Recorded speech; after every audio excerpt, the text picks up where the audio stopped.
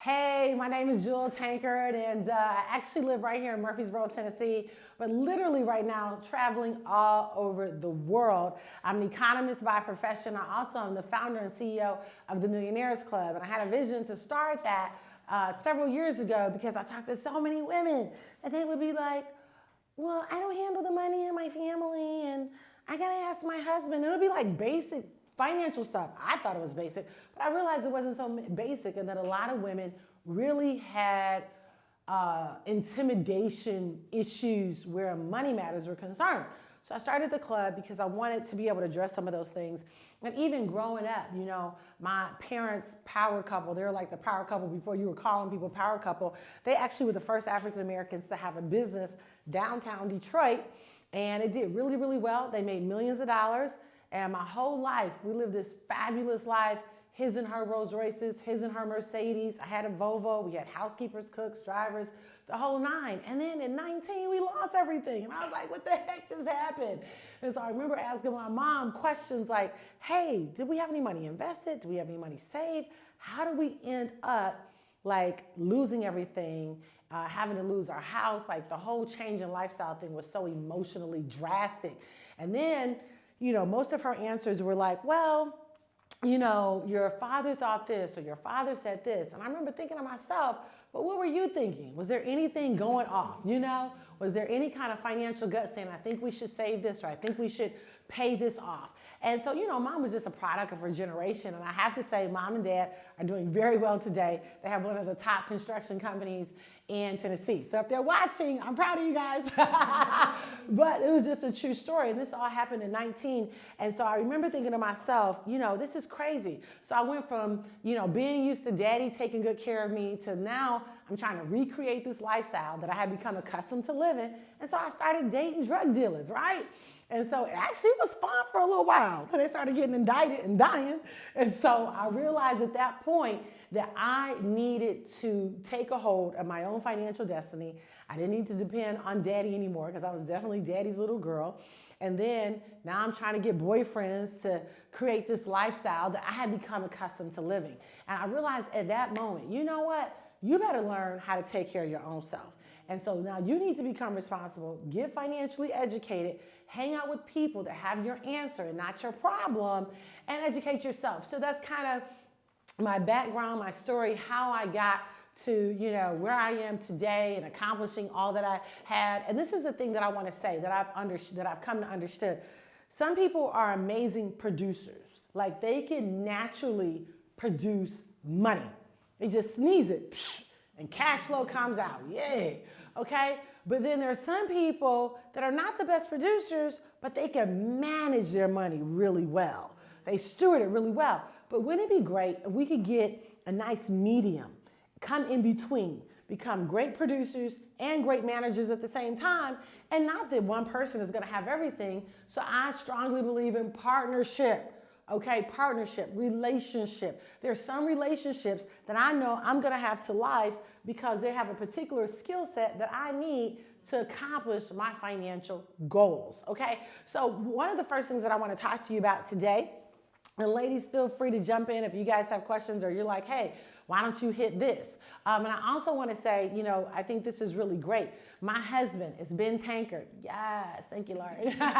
Gospel award-winning jazz artist, wonderful man. Even when I met my husband, this man had made millions of dollars, but he wasn't the best manager. And I'm so grateful that he was teachable to say, you know what? I've not done a good job of stewarding my money.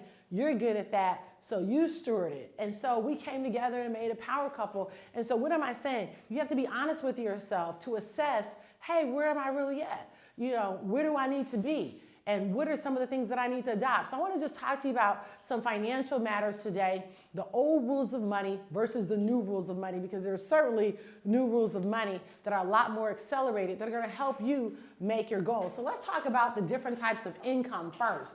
So we have three types of income. And let me start. I'm sorry, not income. Yeah, three types of income. So the three types of income that we want to talk about today. All right, and the first one is earned income. So what's earned income? That means that you go to work, maybe you work a 9 to 5, or maybe it's not a 9 to 5. And I don't know if you guys can see that too well, so let me try the red one. But maybe it's not a 9 to 5. Maybe it's a 10 to 2, or maybe you work the late shift, or whatever it is. That's earned income. That means that unless you show up, you don't get paid, okay? And ultimately, you don't want to stay there all your life because you'll never, ever be able to make the amount of money that you're really worth, okay? So earned income is the lowest form of income. The other thing about earned income that I have a challenge with, and thank God if you have a job because that's honorable, but one of the things that happens when a person is making earned income, and that means they're going to a job, working 9 to 5 or whatever those hours are, over time, they begin to kind of lose what I call your financial gut. Everybody has a financial gut. That means instinctively on the inside, something tells you, I need to do business with this person, or I need to do this deal, or I don't need to do this deal, or I don't need to do business with that person. So what happens is when you work a set hours for a set person, usually over time, because they tell you when to think, they tell you when you can eat, they tell you when to go on vacation, they give you all the answers. So you never get a chance to develop your critical thinking skills or never get a chance to really dive in and say, hey, what am I sensing here? Because I can tell you that a lot of the big deals where I made a great amount of profit, it wasn't because I knew everything. It wasn't because I had all the answers. Just something on the inside said, do this, go there, partner with this person, okay? So remember, I told you, partnership and collaboration is huge. It's everything, you know? And this is why I want you to learn how to get along with people. Let me make myself a note on that because that is key. And I want you to know that there's a difference between a wealthy mindset versus poverty mindset. And it's not just about money, but it's how you view people. So I'm gonna come back to that in a little bit, okay? It's how you view people. And so I'm gonna teach you, we're gonna talk about how you can maximize your relationships. And but let's go back here. So this financial gut is important. So I want you to start trusting that. Listen for that. Pay attention to that. Hey, is this something that I need to be doing? Or hey, man, I really feel like I should do this, or I really feel like I shouldn't do that deal. Those are the things that you want to pay attention to, okay, is your financial gut. So ladies, can you say financial gut? Financial gut. All right, that's great. All right, so number 2, the next type of income is what we call passive income. This passive income is where you want to tap into. You want to tap into passive income. Passive income pretty much says this, that whether I'm there or not, okay, whether I'm working or not, doesn't matter where I am in the world, I have the ability to make passive income. That means that I don't have to be there to make money, and I'm still making money. That's what the wealthy do. They make passive income. That means they're automatically in their sleep, thousands, sometimes hundreds of thousands, sometimes millions of dollars are going, that revenue is going into their account because they understood the wealth secrets is to make sure that you learn how to earn passive income. Can everybody say passive income? Passive income. Okay, passive income. So that's good. So you want to make sure that you get passive income. That means that money is on automatic. Now, this takes, in order to make passive income though, this takes a certain degree of boldness. I'm going to say courage. And you have to be willing to take some risk. You were crazy if you think that you're going to make millions of dollars and never want to take risk. And that's the whole issue that I have with earned income, because this person usually has a box mindset, or you could say fixed. So ask yourself today, do I have a fixed mindset or growth mindset? Like, for example, I try to live my life like that. Like when I travel, I kind of have an agenda, but anything is subject to change. So I can't have people close to me, with me, that have a fixed mindset. You said we were going to be here at 3 o'clock. I can't roll like that because I have a growth mindset. And so I just flow with it. Even this past trip that I did, I had in my mind, this is what I'm going to do. But at the last minute, they said, no, you need to go to this business luncheon. I was like, oh, okay, cool. And I just flow with it. But if I was hanging with somebody that had a fixed mindset, they might have been like, that wasn't on the schedule. I didn't plan for that. No, I got a growth mindset. So I just trust that, hey, my footsteps are being redirected, they're being ordered, and if I go with that, then I can get the benefit from that. But if I'm so busy trying to make sure that everything is so rigid, and that's why if you have a rigid personality, you need to tell yourself, relax. Because the only way you're going to come into real wealth is you got to learn how to relax, okay? Tell yourself that right now, relax, okay? So that's really important. You got to relax, okay? And not only do you have to relax, because you're going to have to take some risk. You're going to have to take some risk. Now, this is a big thing that I want to say about risk. I'm going to put the word tolerance right here. Risk tolerance. You have to understand that when you get ready to do a deal, first of all, don't ask people that you do not admire from a financial standpoint what they think about your business or about your money. So I might can go to Aunt May and talk to her about the Lord all day. Come on. But I don't want to go and talk to her about this investment deal because unfortunately, a poverty mindset, they view people in a negative way. They have a problem with trust. So you hear people all the time say, I don't trust it. They think everything is a scam. It ain't right. It just ain't right. Well, you need to stop talking to Aunt May about your business and your money because you were just getting ready to step out and go over and into your wealthy place, but she sat there because you gave her an ear. Okay, you listened to her and you were listening to the wrong person. Your financial counsel needs to be, that circle should be small. Okay, you shouldn't be getting financial advice from a bunch of people and certainly not people that have not ever lived it or experienced it. Okay, I had an opportunity to talk with a billionaire yesterday. Michael Roberts is his name. He his own hotels, TV networks, radio networks, and he said one of the keys to his success is he has learned how to trust his financial gut. And he has very few people that he will get financial counsel from because he's like, they're gonna tell me they're gonna be scared to do everything. Because the poverty mindset is scared. They're always scared. They're like, oh, it's not, what if it doesn't work? What if this? But what if it does work and you don't have to struggle anymore? I'd rather take the risk, right? And at the possibility that my life can change forever, I'd rather do that than to live the same old tired, struggling, survival, check-to-check life, right? Okay, yes. So understand that everybody's risk tolerance is going to be different. Now, I want to say this where risk tolerance is concerned for married people. I believe that you define a power couple is two people that have the ability to think for themselves. I'll give you an example. One day, my husband got on this serious tangent. He wanted a beach house in Florida. I said, you better go here, brother. And so then he came to me and he said, honey, do you want to go in on this deal? And I didn't instinctively want to do it. And I said, but I'll lie in the bed with you when we go down there, okay? All right. But I didn't want to do the deal from a money standpoint. I didn't want to invest in that. I love to receive the benefits from it, but I didn't want to write any check for it. But this is what I love. He got on our plane because he's a pilot. We operate two airplanes that are debt-free. Hallelujah. But he got on his plane with one of his best friends and they flew down to Florida.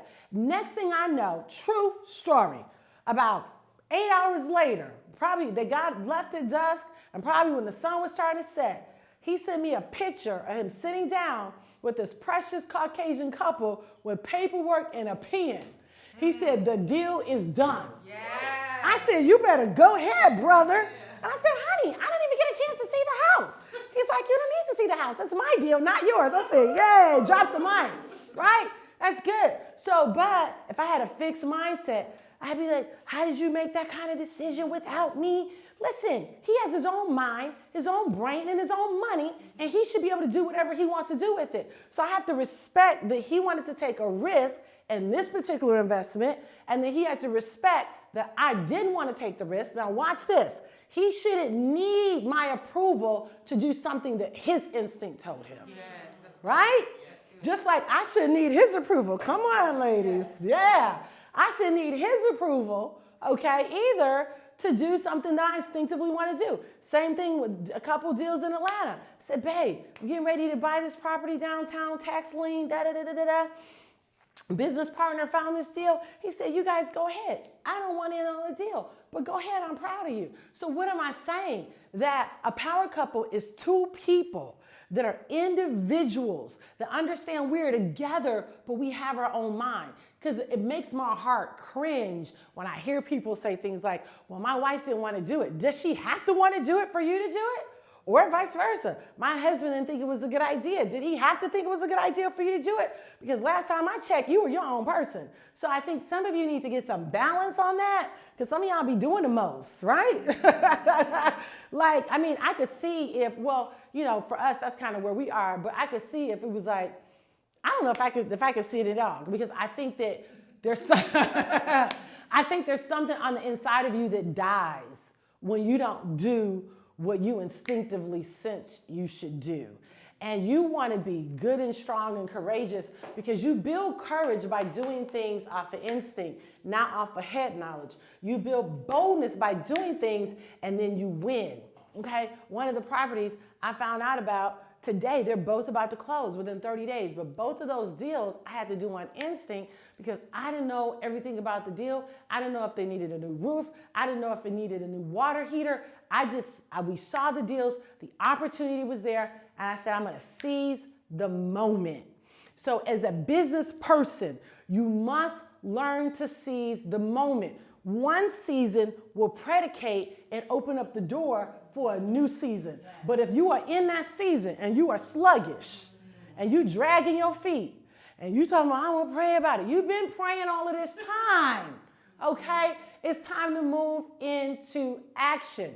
So this is what I'm saying. This is for other church folks. This is free.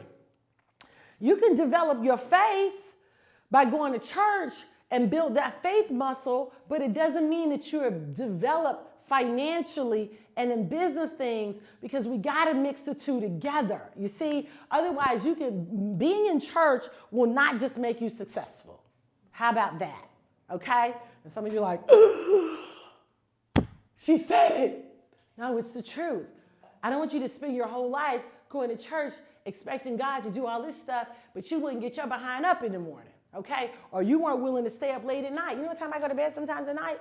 1 o'clock, 2 o'clock in the morning. I get back up in the morning. I have my prayer time and my meditation time with God in the morning. And after that, I am off to the races, because I understand that if I have particular goals, that I have to have a particular pace. Remember, success has a pace. It has a seed. And guess what? I love everybody, but I may not be in close relationship with a woman who just wants to cook for her family and clean. I'm not mad at that, but I can't talk to you because you will think I am so weird. You will not be able to take me. You know what I mean? And I'll be thinking you are so weird. So I can love you, but I'm not going to necessarily put myself in that sphere up close, because you'll begin to demean, possibly, unaware, like, why? It's just too much. It's just too much. And I'm thinking I'm not doing enough, right? So we have to watch who we're around. What is their risk tolerance? Do they have any? Are they taking any risk at all? So remember that who you're in relationship speaks to a lot of your decisions and your actions on a day-to-day basis, okay?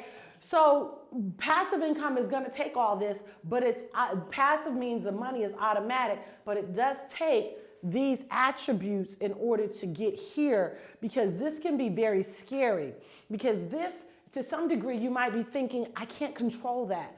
Earned income, I can control. I can control that I get up and go to work every day. But with passive, so much of it is me developing and personal development, right? Or developing that business to grow that. It takes some guts, it takes some grit, right? All right, so the next type of income is one of my favorites, portfolio income. Okay? Portfolio income. And portfolio income basically deals with real estate, oil wells, mining rights. These are all things that will impact or would go into your portfolio. Because here's the thing, if you work a job, that job is not gonna allow you to develop portfolio income. You're just not gonna make enough money, because if you work in a job, 9 times out of 10, they just paying you for the hours that you work. So just enough for you to pay your bills. It's not enough for you to say, hey, I wanna buy an apartment building this year, debt-free. Or I wanna buy 2 duplexes. So go with me, let's dream a little bit, okay?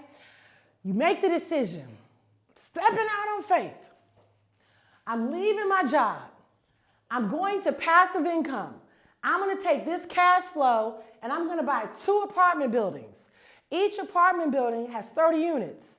Each unit, I can charge about $1,000 for each unit. How much is that a month? That's $30,000 a month. That's portfolio income.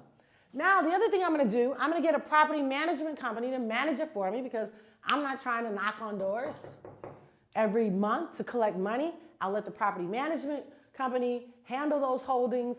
I'll let them collect the rent, and we'll set up a maintenance escrow account every single month. I'll take that, and this is one of the things I talked to the billionaire about, Mr. Roberts. I said, with your hotels, do you take a portion of your income and put it towards maintenance, or how do you do it? Or do you just pay it as it goes? He said, because it's an older building, every month we have handyman always on property fixing things, right? So you can do that however you want. The point is the mindset is, I'm getting ready to develop enough passive income that I can buy that building that will generate me $30,000 a month. And I'm just using that as an arbitrary number. You can come up with whatever. You might get a 7-unit apartment building, or 20 or 50 or 100 or whatever. But the point is, you could say every month, I'll make sure that the percentage of that revenue that comes in from that income is put into a maintenance account, so we can continue to do upgrades. We can paint, we can lay down new carpet. A little trick, I'll tell you, every hotel I go to and I check in, I say, will you put me in the new room? I do it every time. Ben, my honey, he laughs at me every time. He's like, you're so funny. But true story, we went to a hotel in Vegas, and some kind of way, he checked in and I wasn't up there with him. And we went to that room. I said, this is not the new room. It's not the room. He said, how do you know? I said, nope, we're not staying here. I went downstairs. I said, ma'am, can you please put it into that room? Was night and day. My honey said, I will never, ever laugh at you about that. Big difference. Why? Because hotels are always doing upgrades and maintenances and things like that, right? So always ask for the new room, okay? But yeah, so now this portfolio income puts you in a position, now you can, I don't like to say retire, but it puts you in a position where you don't even have to think about money for the rest of your life. Because at 65, you're not still trying to live off of earned income. Because if you're trying to live off of earned income at 65, 9 times out of 10, you have to go back to work. Because they usually cut that pension by 50%. Okay, so if you were used to making $4,000 a month when you were working at 65, and you tell them you're ready to retire, they're gonna tell you that $4,000, well, you're gonna get about $2,000 after taxes and all that. That is crazy. Who's gonna live off of $2,000? Because I feel like at 65 years old, why would I even want to downgrade? Like, to me, that's not even cool. Like, why? The kids are gone. I don't care if the kids are gone. I like my big house. Okay? So we want to get over here to this portfolio income. Ultimately, this is where we want to be. So let's talk about the wealthy versus poverty mindset, where we talk about viewing how we view people. How we view people. So let's talk about that a little bit. I will tell you that I've seen over the years that a lot of times, Shia, can you come get this from me? Because this is going to be a job. Thank you. I can tell you that I've seen people who really have trust issues. And unfortunately, it's what a lot of times keep the person that's struggling, because they don't trust anybody. And why it's dangerous, you know, women growing up, you've heard this, girl, I don't trust women. That's a problem, because you're probably going to need some of those women to be successful. I can tell you right now that I would not have, and this is a true statement, and I believe this with everything in me. First of all, God, okay, let's be clear. But after that, I would not have, I don't think, 50% of the success that I've come into, and I'm just still getting started, really, that I've come into without relationships. Without relationships and just trusting. You know, when I got ready to start the Jule Tanker Show and Impact Network, that's on Impact Network, And they said, we're really excited. We want to give you an opportunity to have your talk show.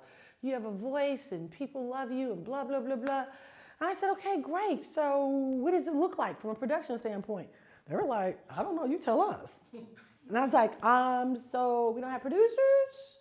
They're like, no, you gotta find your own producers. So I started looking the traditional way, and their cost was just so exorbitant. I was like, I can't afford that. This show's not even bringing in any money yet. Like, I can't afford to bring on Wendy Williams' person or, Rachel Ray's person, Ellen. I'm not there yet. I'm just getting started. This is in 2015. And so I just started really praying, like searching my heart, who could do it? And I started thinking about a couple women that actually attend our church. And I just said, well, I'm gonna ask them. One was involved in theater, the other one was really good administratively, and the other one was a phenomenal writer. So I said, let me just ask them, see what they say. And those ladies have done an amazing job at producing the Jule Tankard show. They saw the vision like I saw it. I said, one day we're gonna have advertisers paying millions of dollars. I'll be able to pay you guys, but right now, it ain't happening. So, but they saw the vision. They said, no, we get it. We see the vision. So had there not been a relationship there, okay, even taping this, I was like, man, who can tape this? Derek, let's call Derek. And Derek was like, hey, I'm down, let's do it. So what am I saying? That unless you start learning how to trust people, remember, out of your instinct, not because of your head knowledge, your instinct, one relationship will lead to another relationship, that'll lead to another relationship, and it'll start building. And next thing you know, you've built an entire dynasty. Awesome. You don't build a dynasty by yourself, okay? It's impossible. And the reality is when you first start building a dynasty, you don't even have the budget to pay people. So you need to start valuing. Now watch this. This is the thing about wealthy people. They value people's gifts and talents. I mean, because if you just sit around and harp on people's flaws, nobody's gonna be good enough, okay? And for whatever reason, people with a poverty mindset, all they see is the problem. I'm like, that person has gold in them. Like, you need to dig for that gold and stop being so obsessed with what you don't like, because you're missing the value in mankind. God made mankind so creative, so innovative. Everybody has a genius. Everybody has a brilliance. Everybody. So what you got to do when you meet somebody, first of all, I see what I'm sensing in here on the inside. I may not know everything about them, but I can tell I either like you or I don't. Well, I shouldn't say I don't like you. I'll just say that maybe we're supposed to be connected, maybe we're not. Let's put it like that, okay? Because it's not about like or dislike. It's just about, is there a connection? Is there something there? Is there a relationship that can take us both to the wealthy place? Maybe not right away, but it will. And so now I have relationships that are like that. The people have grown. We've grown together, you see? And we continue to grow. Wealthy people, another one is wealthy people are very loyal. You might say, what does this have to do with money? This has a lot to do with money. Because if you can't maintain relationships, you're gonna have a hard time with generating income.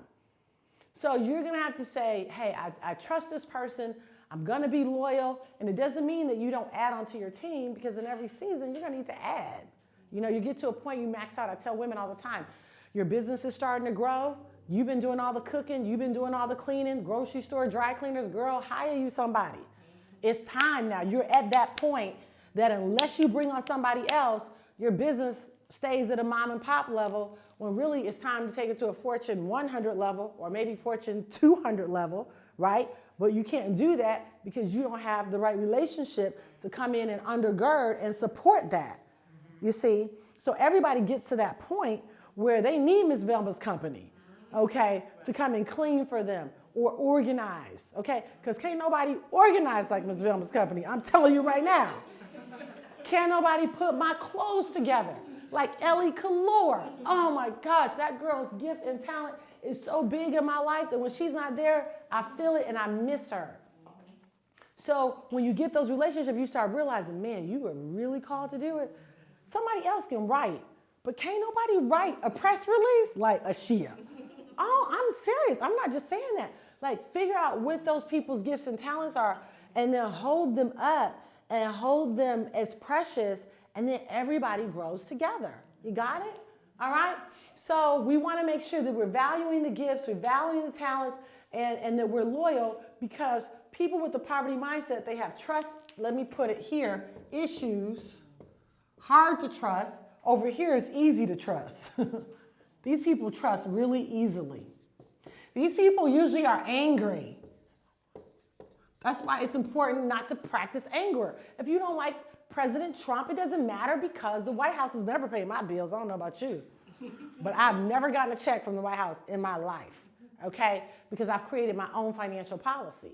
So don't practice anger every day at something or someone or a president or somebody. Don't give them that kind of authority in your life. Take that energy to create business, to create income, right? All right, so you don't want to spend your life angry, because wealthy people, the mindset is they're usually happy and excited. Because guess what? Nobody wants to hang out with anybody dry and mean. Who's going to want to do business with you and you mean? No, I don't care how cute you are. Put a smile on your face. Let people know you appreciate them. Let them know, man, I thank you. Thank you for being here. I appreciate that. Because people don't have to do anything for you. But when they do, make sure you're gracious. I promise you, this thing is so contagious, it will take off like crazy. So now that we've kind of talked about that mindset, I want to move over. Okay, so let's talk a little bit about money in particularly. We're going to get into a little bit of the old rules of money versus the new rules of money, and then what are the new rules of money and what you can do to make sure you're participating in that, okay? So everybody grew up hearing, I got to have a basic savings account, right? Well, I mean, I'm all about liquidity and having money liquid. Don't get me wrong, and I don't have a problem with the savings account. But if you you should never have a savings account for the purpose of saving for retirement or even a house, because you're not getting any interest. I mean, these things are paying like 0.01. It's crazy. So by the time you pay a maintenance fee, and of course, they'll tell you that if you have a minimum balance that, you know, you might not have that monthly fee. But if you're paying a monthly fee, you really might need to consider closing the savings account. You'll be better off keeping it under your mattress, okay? Seriously, you're just not making any money there. And then there's a money market account, and a money market account, you get a little bit more. So let's just say maybe 0.2 on there. And so the money market accounts are usually connected to a stock broker like a Edward Jones, a Merrill Lynch, a Smith Barney, something like that. And it allows you to move money from your money market account to purchase stocks, okay, or bonds or mutual funds. So the difference is a savings account is connected to a traditional bank or a credit union. Money market is connected to an investment account, an investment banker like Merrill Lynch or something like that. Okay, and then after that, you have your checking account. Now, you should never ever be saving money in a checking account. This is just for your operational expenses. Okay, this is just to pay your bills. The other thing that I want to say is that you need to give yourself a new zero for all of these things. This will help you from not bouncing, you know, checks. So let's just say in your checking account, you have $1,500 of expenses that are being paid out. Well, tell yourself you just have $1,400 in there. That way you always keep a minimum balance in your checking account of, let's just say, $100, okay? Same thing with a savings account, which, you know, there's not anything being paid out of this more than likely. But with this, it's important to keep that minimum balance. Plus, it'll help you offset usually monthly fees if you keep a minimum balance in there, and it'll keep you from, you know, bouncing your check. Another thing you can do, especially if it's a business account, you may want to open up an open line of credit. And basically what that does is that if indeed some of your bills are coming through and, you know, there's not enough money in there to cover it, they'll pull it out of that open line of credit. And usually if you pay this within a 30-day period, you don't pay any interest, okay? It's almost like an American Express. That's why I love American Express. I've been an American Express consumer since 1989, child. Ooh, you know, I've had American Express a minute. But they're great because you pay them off within 30 days, and then you have lots of perks, concierge, travel, points for rental car, all that kind of stuff. So you might want to talk to your bank about getting an open line of credit, especially if it's a business checking account and you're doing business to pay your vendors, to get that open line of credit to just protect your account from ever going into the negative. Okay, so those are the different types of accounts. Now, I'm a strong believer that everybody should have a safe. I mean, you need to have some kind of money that you can get your hands on. And maybe you may want to do a safety deposit box. You might not want to keep that cash on hand at home, or maybe you do, but you need to have somewhere where you can get cash on your hand. I also am a firm believer that even in your wallet, never ever let your wallet get below $200. So that needs to be just, because what happens is money draws money. So when you start getting away from having a broke mindset into a wealthy mindset, the key is to stay off of zero. Even if you have, let's just say you got a large check coming in, like maybe $35,000. Don't spend all the $35,000. Put a portion aside every time you get a lump sum to say, this is just going to be there, because you have to keep liquidity. Okay, liquidity is key. All right, so those are the different types of accounts. And then can I get you to erase this right side, Ashia? So, even in that wallet, no less than $200, and tell yourself that. I think that's pretty important, okay? The other thing that I want to say is that, if you start using like an ATM debit, your credit card that's attached to your checking account, a lot of times if you use your ATM as a credit and not a debit, they don't charge you, okay? If you use it as a debit and you put in your PIN number, there's a charge. So, you always want to make sure you offset those little expenses, because that stuff ends up really adding up big time, okay? I also want to suggest to you, especially for those of you that are business owners, and obviously this is the Black CEO Conference, so I'm sure most of you are business owners, make sure that you really get an avid accountant, okay? Because what you need to do, and the Millionaires Club does have an accounting firm that we work with that are very, very savvy in tax strategy, but you need to look and see, are you a sole proprietor, or are you an LLC? Are you a corporate S or a corporate C? You need to figure out what you need to be. And you need to figure out how many of those do you need to have, because you might be at a point where you have, your, I don't know, whatever kind of business you have, and then maybe there's another business that springs out of that business. So you want to try to keep all those things separate. And it's important to keep those things separate, because I don't want to if I have an LLC, I don't want to deposit money into my LLC that really should have been in a personal checking account for operational expenses, because I want to make it very easy for my accountant to look and see. Because one thing the business owners we do sometimes, we mix everything in one pot, honey. Everything, just put it in that account. Well, wait a minute, what is this for? Which is why I like for people to have American Express. You can say, this American Express card, everything on there are business expenses. Because American Express does a great job at tallying up at the end of the year all your expenses. So you can actually go on your American Express, on your statement, on the app, you can look and see, travel, I spent $20,000. Dining, I spent $10,000. Clothes, like it breaks it all down for you monthly, quarterly, and annually. So it's going to end up saving you money as a CEO, because your accountant can clearly read what the heck is going on. I remember having a meeting with our accountant, and he was like, I'm confused. Because I was confused with how I was handling my money. I was not being diligent and paying close attention to the details. So now I make sure if I use that card, I say, okay, which card do I need to use? Because I have several American Express cards. What card? Is this personal? Personal things need to go on the personal account. Is this business?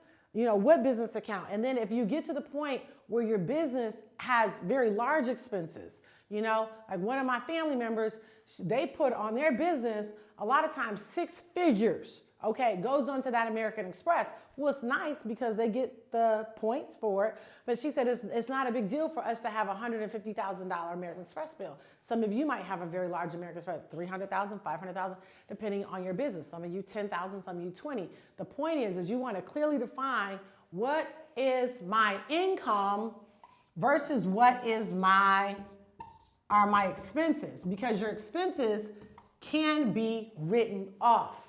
Okay, and I also would suggest to you, even if you have an accountant, sometimes, and this is funny, because when I was talking to Mr. Roberts, the billionaire, he said, listen, even with my tax strategist, sometimes I have to consult them. Like, no, this is what you need to do. So you still want to, even if you have an accountant, you still want to make sure that you kind of pay attention. Every now and then, I'll pick up a periodical on, 2017 tax strategy. Like President Trump just is giving a larger write-off to entrepreneurs. We're actually going to get a break on our taxes for people that make over a particular rank. So it's just good to read some of those things, because don't ever be afraid to question people that are working for you, that are on your staff. Hey, well, what about this? Or hey, did we write this off? Or hey, what about that? Or hey, I bought this, so can't we write that off because of da-da-da-da? And there's also an app now that you can actually download that will keep up with all your miles as you're driving.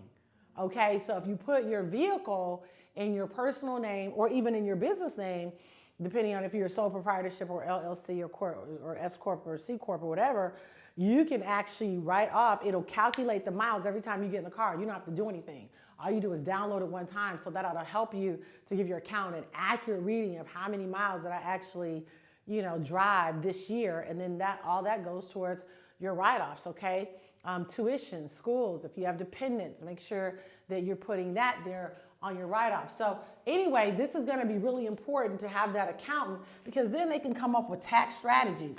Now, this particular accounting firm that we work with, they're really good. Like, she can tell you before your taxes are filed, this is how much you're probably going to owe in taxes this year. And then she can also give you some other advice to say, I think you should buy a property, or we got to offset your taxes, so you need to do X, Y, Z. So she can give you some strategy and I like her strategy, because her strategy not only does it help you offset taxes, but it also helps you to build your investment portfolio too.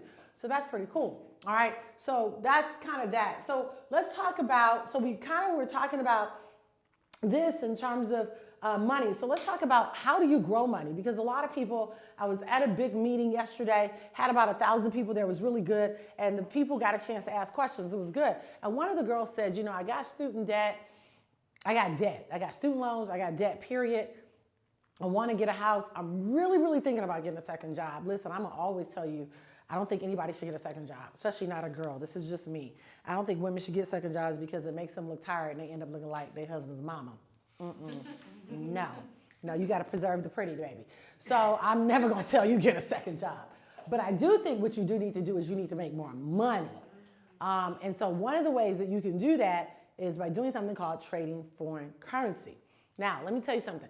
Anytime you get ready to learn something new, what's going to happen is your fences are going to go up, because all of us have internal boundaries of what we think we can do, of what we think we can accomplish.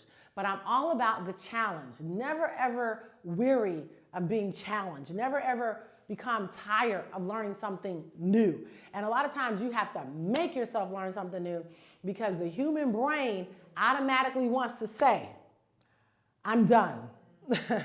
I don't understand it. It doesn't make any sense. But remember, the most very successful people got involved in things that they really didn't have an idea. I always love hearing the girl's story from the owner of Spanx. I can't think of her name right now, but she was making those garments in her apartment, 2-bedroom apartment, okay? And she kept at it. Next thing she knows, she got a call from the Oprah Winfrey Show, because she sent Oprah those Spanx, and Oprah said, dog, this is good. And she said, let's interview her. She was in a 2-bedroom apartment, and she only had a girlfriend helping her. You think she made that girlfriend a multimillionaire? Yes, that girl that was her friend. They started at the beginning, and so she's a multimillionaire today. But she had to hurry, and put together this, she's like, I gotta, because Oprah think I'm big time, and I'm in my apartment, okay? But the story was so cool because she actually went to her apartment. She said, this is what it is. And so from there, we know she is now a self-made female billionaire, okay? Why? Because she trusted her instinct, she had the right relationships, and it led her to the wealthy place, okay? So trading foreign currency. So what is trading foreign currency? Trading foreign currency, the banks have been doing it for over the last 100 years. And it's how they make their money, which is why they like for you to leave deposits in there, because they take that money and they trade it, and they pay you a very small percentage of what you actually, what the bank is getting, because the bank is kind of the wholesaler, And then you're the customer, and so they just pay you a small amount, but the banks make a lot more than that every time they trade. When they opened it up to the private sector over a decade ago, when they first opened it up, you had to have a net worth of about $3 million in order for you to even be able to trade. Now the average person can learn how to trade, right? So what is trading? All right, ladies, we're gonna go to Europe for 2 weeks. How about that? Yeah, that sound good? We're gonna go dining, we're gonna go shopping, we're gonna go to the art gallery, we're gonna go to the theater, go see The Lion King, Color Purple. Come on now. That new play that's out with Denzel, we're gonna go to do all of that. But before we do any of those things, what do we wanna do? We wanna go to the bank. Yeah, we wanna take our dollar and exchange it for what? The euro. We're in Europe, so we wanna trade it for the euro. So what'll happen is, we will take, and depending on the value of the euro, if it's greater than the dollar or lesser than the dollar, will determine if we get more euros back or less euros back, okay? So what we want to do, we want to make sure we put ourselves in a position to have that money to spend in Europe, because it's going to spend greater than our United States dollar. So we can trade foreign currency with any two countries and their currency. Any two countries, remember? And their two currencies. We can trade it. All right, so let me give you a quick lesson on trading foreign currency. If a particular currency is on an uptrend, then they call that a bullish market, and you place a buy, okay? If a particular currency, let's just say United States dollar and Japanese yen, is on a downtrend, they call that a bearish market, and you place a sell. Well, this is the crazy thing about the innovation. We partner with a company that has the innovation where we can make all of our trades on our, cell phones. Can you believe that? Yeah, I trade every single day, and I can trade it on my cell phone. Isn't that amazing? So I can go on my cell phone. There are 3 apps that I download on my phone, okay? And one app allows me to trade. Another app actually tells me what to trade, okay? Because you might still be learning how to read the charts. You're like, I don't know how to read these charts. What am I doing? The company will tell you. They'll send you a text message that says, Euro GBP, buy. United States dollar, Mexican peso, sell. All I do is copy and paste. Can you believe that in technology? Amazing. Copy and paste on there, bam. My trade is in. It takes me less than 1 minute. Less than 1 minute. Now, this is probably sounds like, oh my gosh, are you serious? Yes. We literally have people that had just come into the business maybe a year ago. I'm sorry, maybe a month ago. I haven't even been here a year, actually. Maybe a month ago, maybe a week ago, maybe a couple weeks ago, and they're making hundreds of dollars a day. Some of them are making thousands of dollars a day. That's right. Thousands a day, hundreds a day, because the company will give a suggestion. You don't have to do with the company. If you get a text message, you don't have to put it in, but if you decide you want to put it in, you can. And you see that blue? Let's see, I don't know if you guys can see that blue or not, but blue represents profit. Yes. Profit. So now I have 2 trades in on Australian dollar and Canadian dollar. It's on an uptrend, so I have a buy in, and I have a trade in on the United States dollar and a sell in United States dollar and Canadian dollar on a sell. So I have 3 trades in right now. 2 of them are in profit. The other one is still negative, okay? But I'm gonna let it ride on all the way up and right on back down, okay? So that's really powerful. That is huge to be able to do this on my cell phone. It takes me less than 1 minute. So it doesn't matter if I'm getting on a plane, getting off of a plane, getting ready to go in and do a meeting, getting ready to have family dinner, maybe go to the movies. It doesn't matter what I'm doing. It takes me less than 1 minute to put a trade in. And literally, you can be making tons of money in a short amount of time. Let me tell you something. The only difference between the rich and the poor, always remember this, is information. Remember we talked about earlier having that boldness, having that courage, right? To be able to step out and do something new, okay? And remember, you do not want to ask someone that you do not respect financially. You can respect them, but it doesn't mean you respect them financially. What you should do, trust your gut. Remember we talked about that, trusting your gut. So now I have the ability to take that. So what do I do? So let me tell you what those steps are. Can you erase this for me? So let me tell you what those steps are. You might be saying, how do I get involved with that?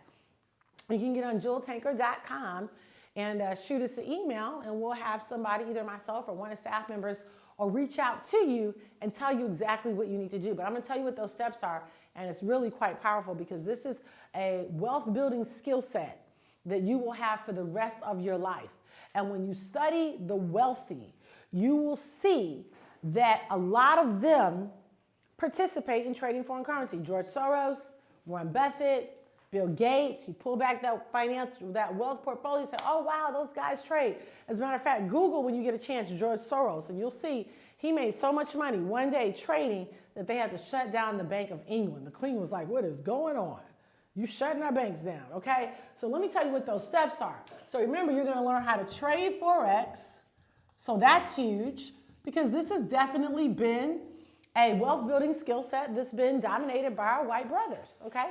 Love them too, but this has not been something that we've seen very accessible or talked about in our community, right? Because you can't take advantage of something that you don't know, right? So you're going to learn how to trade Forex. That's huge. So the first thing that you're going to do is you're going to spend $195 to get enrolled. And I tell people, you're going to spend that money to get enrolled in Wealth University, right? You are basically paying to learn the language of wealth because wealth has a language. Like when I first started the conversations, I was like, whoa, it's way over my head. But I didn't stop listening to it. I stayed to immerse myself in it, immerse myself in those conversations, kept hearing those conversations. And eventually what happened? I started making sense. I said, yeah, I heard that before. I heard that terminology. I heard support. I heard resistance. I heard moving average. All these things that were so foreign to me, I was like, hey, I get it. And now I can have an intelligent conversation with somebody who's been trading for years. And I'm a new trader, but I'm making money trading. Isn't that awesome to be able to do that? So you'll pay that $195, and let's just say that's going to sign you up for Wealth University, okay? Then after that, we're going to get you to sign up on, you're going to get a demo account, okay? Because this is so new, we don't want you to start trading with your real money yet. You're still learning. So you'll start with a demo account, okay?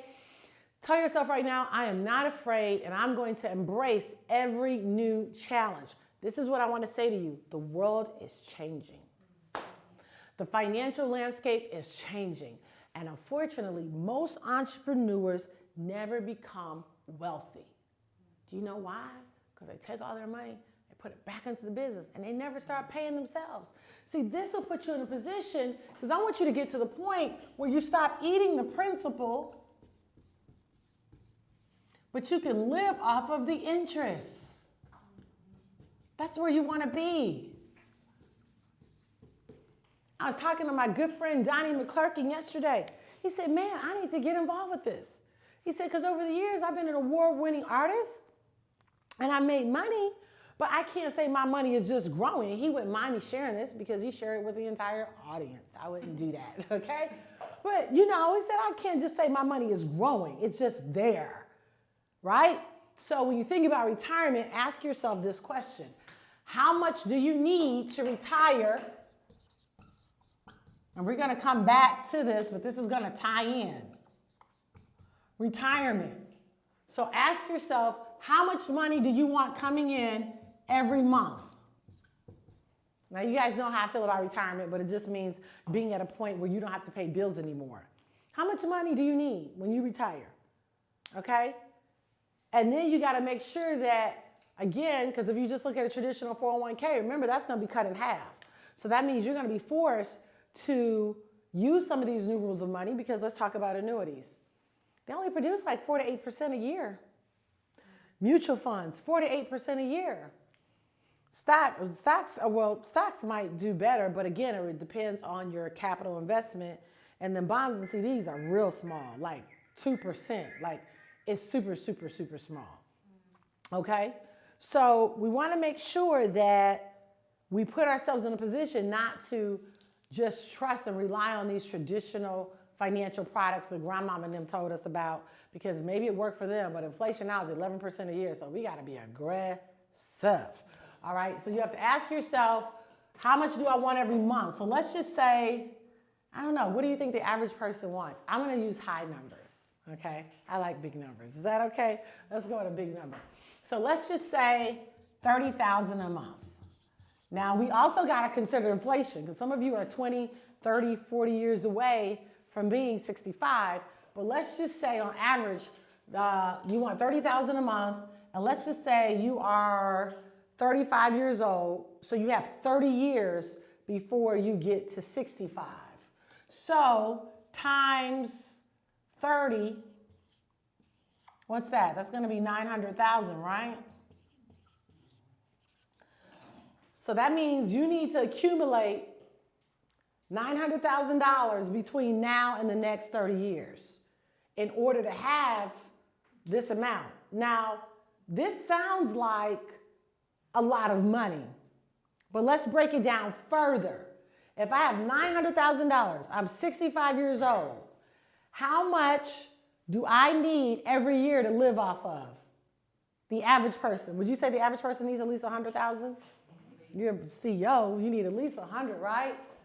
So how long is it going to take me to go through the 900,000? 9 years.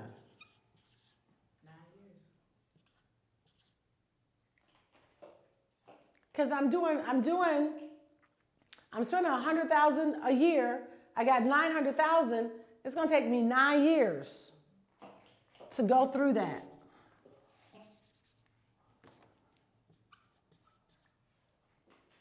And what's going to happen? At 76, I'm going to be trying to figure out what else can I do. Okay? And this is what's happening to a lot of baby boomers, which is why you see, and it breaks my heart every time I go into Walmart and I see somebody's grandmama at the cash register and it's midnight. I'm like, she don't have no business in here and no midnight. But she didn't have anybody to educate her when she was in her earning years, so she did not plan properly because she probably wasn't even thinking about it because wasn't nobody talking about it. And I think, especially for women, you think about that. You think about this. When your mom calls you on the phone, the average person, what's she gonna say? How the kids doing? What y'all cooking? What y'all doing tonight? Nothing. So nothing was cultivated in her to think on a financial level because everything was around the kids and cooking. And I'm about to go to the grocery store. And there's nothing wrong with that, but that's not the totality of the whole matter because there's a whole financial world that's going by. And if she doesn't get revelation on that, she's going to be stuck, because even if you might say, well, my husband has a good paying job, but what if he gets fired? Okay.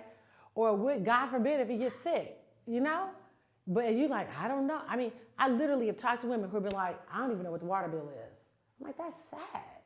Because if anything was to ever happen in your situation, you are not in a position where you can take care of yourself because you went from your daddy's house to his house. Or maybe you went from your daddy's house and maybe you lived on your own, but you still never really learned how to take care of yourself or how to even want to. I talk to a lot of women, they don't even want to take care of themselves. They're like, I don't worry about no money. I mean, how many times do you hear that? That's like stupid. I'm not saying you should worry about money, but you should at least be alert to what's happening, right? Yeah, that's pretty important. So you'll go through that really quickly. So now that we've established how quickly you'll go through that, let's talk about how you can grow your money with this trading foreign currency. So let's go back here. So I told you to trade foreign currency, it'll be a wealth building skill set that you'll have for the rest of your life. $195 to go to Wealth University. You're going to set up a demo account, okay? This will allow you to trade monopoly money because we want you to get the hang of it. You're going to do a demo account for about a week or two, maybe 3, it's up to you. Most people do it for a week. Then you'll go to a live account. When you start your live account, I recommend that you start it with at least $300, real money. This money is your money. So when the company sends you a signal, is what we call it, to say buy gold or sell, oil, okay, and you profit, this money is yours because you're going to open this up in a Forex broker account that only you have access to. Only you have access to this money. So I tell people, if you make $500 in a week, you can have all that money transferred to a checking or savings account of your choice. You'll just simply go online and they'll ask you for your routing and account number. And your money will be in there in 24 to 48 hours. Isn't that cool?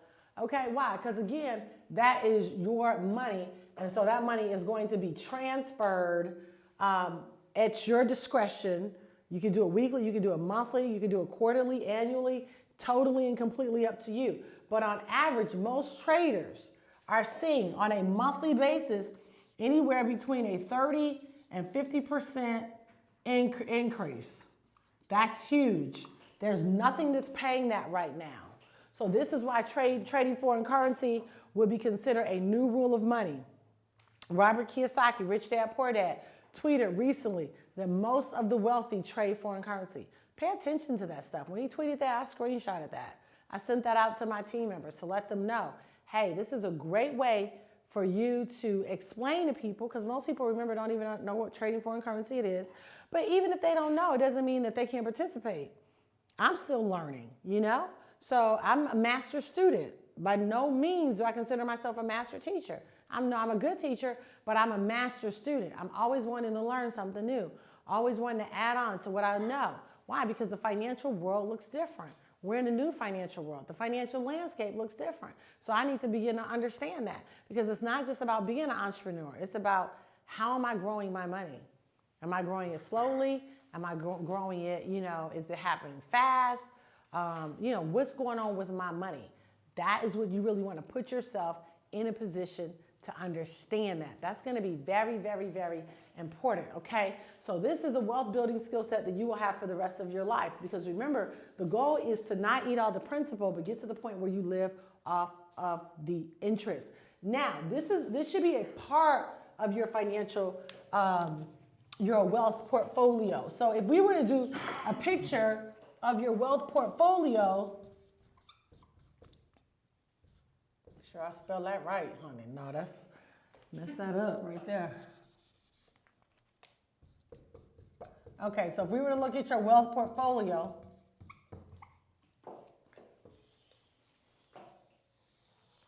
we would say, because we want to make sure we've got a good amount of cash flow. And the cash flow can come from Forex. Then you want to make sure you have a good amount of precious metals.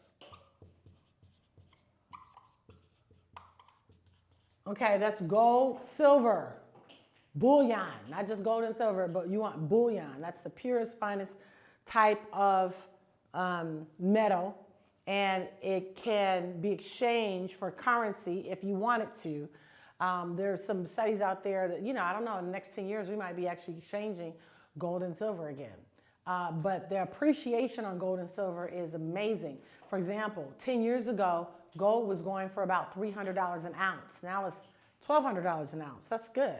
So imagine if that happens again, in the next few years, you really could put yourself in a really good place. So you want to buy as much as gold and silver as you possibly can. And we do have companies that will accommodate you getting set up on an auto save, because some people are like, listen, I can't even afford to buy an ounce of gold right now. Well, you can afford to buy a gram for $65 a gram, and you can just set it up on auto save and have it come out of your account every week or every month, and you don't have to think about it. And I tell people, once it gets to 31 grams, that's an ounce, have it shipped to you, okay? All right, so you want to have precious metals. And then next, you want to make sure you've got a good amount of real estate in there, okay? You guys know one of my favorites is tax lien certificates, short sales, foreclosures, anything that will allow you to get your hands on property. Now, with our tax lien program, what we do, you pay $25,000, or invest, should I say, $25,000 to get that home. We take it, whether it's a condo or a home, we do the research and development before to figure out what kind of neighborhood it's in. Are there any taxes? Well, obviously taxes are owed on it, but are there any other liens that are owned on it? Is there a mortgage still owed on that property? So we do our research and development there, and then we can take that same property and put it back on the market for 6 figures.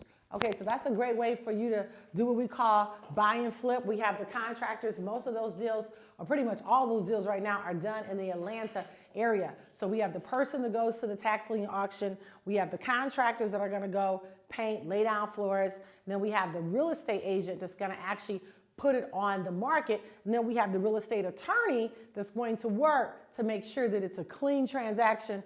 And if there is a mortgage owed owed on the property, they will work to get a mortgage reduction, okay? So that we can bring home most of the profit when it's sold. It doesn't have to all go to the mortgage company to pay off the loan. It can go in your pocket. So you need to have real estate there. We talked about that with apartment buildings, but this is what the overall your wealth portfolio should look like.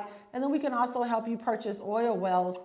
The oil business was booming several years ago. That's when gas prices were crazy, because if gas prices are high, it means oil prices are high. So when oil prices started coming down, gas prices started coming down, okay?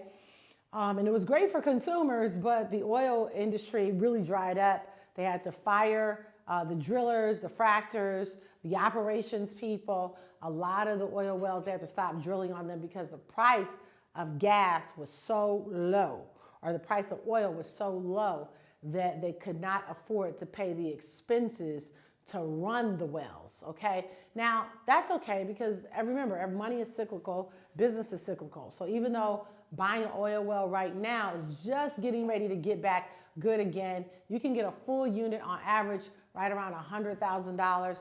If you want to buy half a unit, you can do that. For $50,000 or a third of a unit, you can do that as well. Now, the nice thing about oil wells, on average, they pay out anywhere between 5 to 30 years every month. 5 to 30 years every month. And what will happen is they'll send you a gas check every month or a oil check. And some are going to be just gas wells, some are going to be gas and oil. But it's a great way to create that, what do we talk about, portfolio income. That money is coming in there to you every month, you know, once you've invested in that. So that's nice. And then I would say, you know, you could do some mining rights in there, and that basically is the dirt, okay? And those are good investments too, all right? And then, so we've got basic cash flow, precious metals, real estate, oil wells, mining rights, and then my last but not least, my favorite, guns. Did you know guns are actually appreciating assets? They are. So you could start buying guns. I got the cutest gun, girls. It's pink. It's so cute. It's this little 22. But it's good to make sure you have guns. So this is a good, well-balanced, well, I won't say well-balanced, but this is a commodity-focused wealth portfolio. You hear people talk about, you need to diversify. No, you don't. You need a focused portfolio. Focus. And the focus needs to be on commodities, because commodities are what produce the greatest return on your investment, okay? So you might say, well, where do I get started? I would start with, first of all, the cash flow, because you cannot buy any of these things if you don't have proper cash flow. So you need to start with trading foreign currency. That's where you need to start, okay?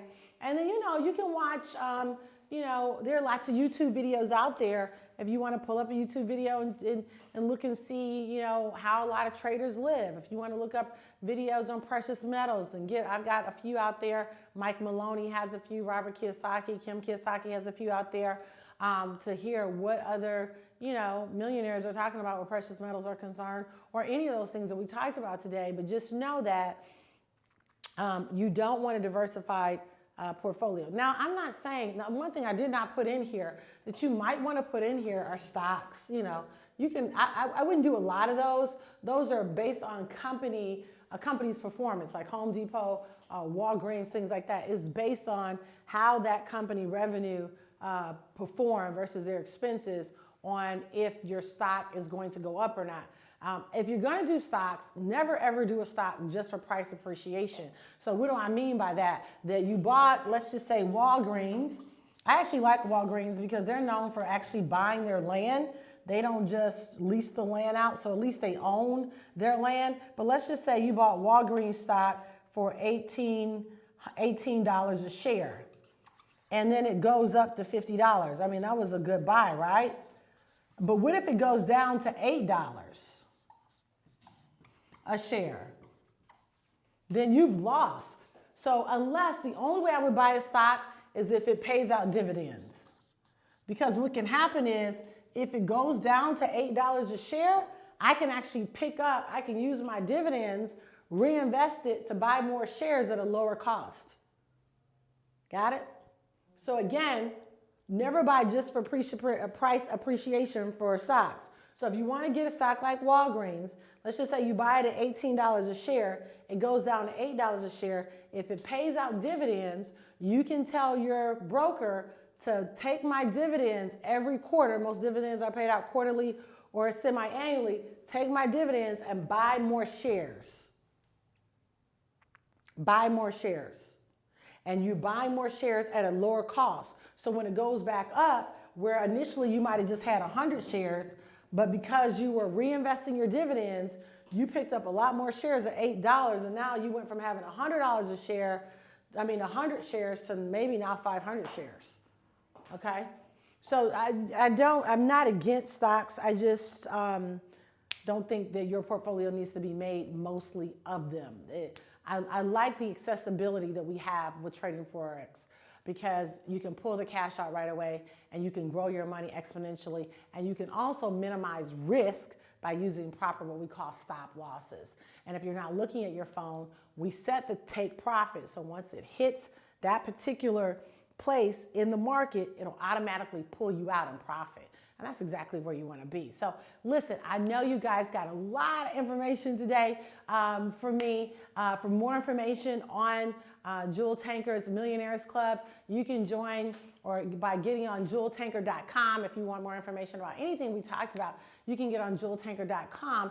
And then we'll also be getting ready to have a 2-day conference. I want to encourage you to come out. It'll be for men and women. Anybody that wants to learn about money, we'll be bringing in other financial experts, because money is one of those things that you have to continue to study. It's just like if you're an insurance agent, you have to go back for continuing education.